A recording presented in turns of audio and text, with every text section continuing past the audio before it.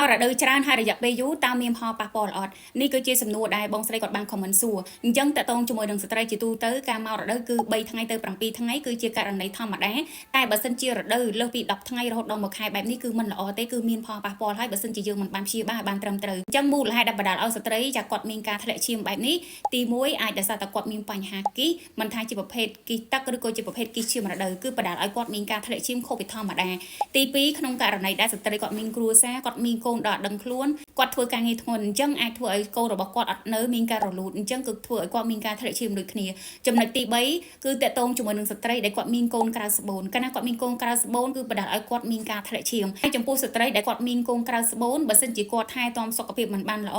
គាត់មានផ្ទៃពោះលើក្រោយគឺគាត់ប្រឈមក្នុងការកើតមានកូនក្រៅស្បូនម្ដងទៀតចំណុចទី4តកតងជាមួយនឹងស្ត្រីដែលគាត់ប្រើប្រាស់មធ្យោបាយពជាកំណើតអញ្ចឹងនៅពេលណាដែលគាត់ប្រើប្រាស់មធ្យោបាយពជាកំណើតដែលថ្នាំពជាកំណើតមានចាសសារធាតុអរម៉ូនខ្ពស់អញ្ចឹងធ្វើឲ្យមានការបំរែបំរួលអរម៉ូននៅក្នុងរាងកាយរបស់គាត់ក៏ធ្វើឲ្យគាត់មានផលរំខានទៅលើរដូវមកច្រើនជ្រុលអញ្ចឹងបើសិនជាចាបងស្ត្រីក៏ដូចជាបងម្ចាស់សំណួរបើសិនជាឃើញថាខ្លួនឯងមានការធ្លាក់ឈាមខុសពីធម្មតាបែបនេះសូមបញ្ញាប់ទៅជួបពេទ្យទៅរកដំណោះស្រាយបានត្រឹមត្រូវព្រោះបើសិនជាយើងទុកយូរគឺមានផលប៉ះពាល់ដល់សុខភាពរបស់យើងធ្វើឲ្យសុខភាពរបស់យើងមានការចុះខ្សោយដោយសារតែយើងបាត់បង់ឈាមច្រើនអញ្ចឹងចំពោះបងប្អូនដែលគាត់មានបញ្ហារដូវឬក៏មានសំណួរមានចង្អុលណាមួយអាចខមមិនសួរនៅខាងក្រោមវីដេអូនេះបាន